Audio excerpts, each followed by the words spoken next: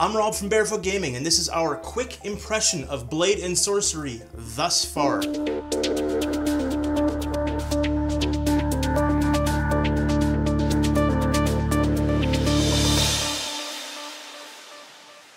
So I don't normally do just impressions of games, but this isn't really a game. However, it's getting a lot of hype, and a lot of hype that it deserves. Now, what Blade and Sorcery is, I'm going to call it a tech demo for right now, because there is no storyline.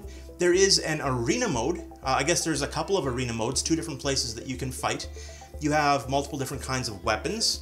You have different kinds of combatants. You have magic that you can play around with. The control is pretty straightforward. You use your trackpad to move, or your stick, depending if you're using the Rift or the Vive. I noticed when I loaded this up on the Vive, it actually told me my headset was not supported.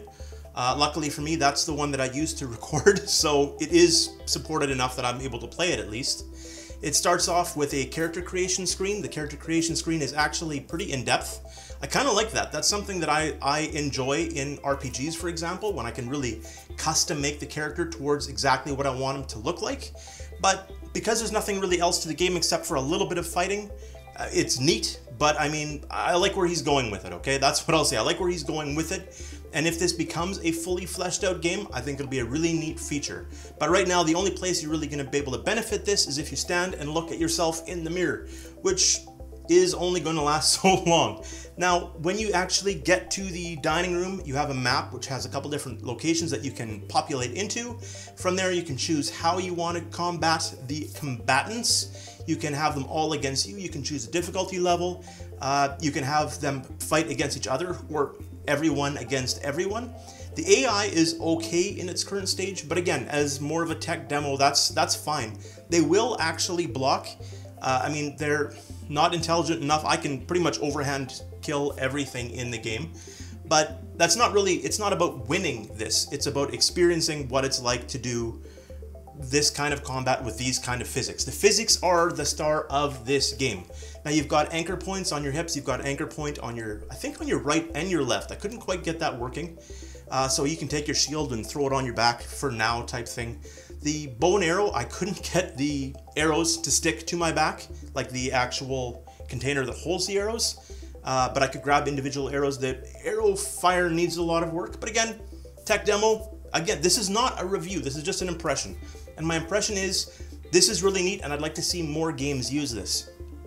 For the developer, the only thing I would say that I would notice is a little lackluster right now, aside from the AI, and that I assume will continue to be worked on, and it's not bad. They will actually defend attacks. They're not totally dumb, but the weapons feel very floaty still. No matter how I grab them, they feel very, very floaty, and that's hard to translate in VR anyway, but there are a lot of games that right now are doing it better. So my only impression of the game in a negative standpoint would be, well, I guess one, the weapons feel a little floaty, fixable.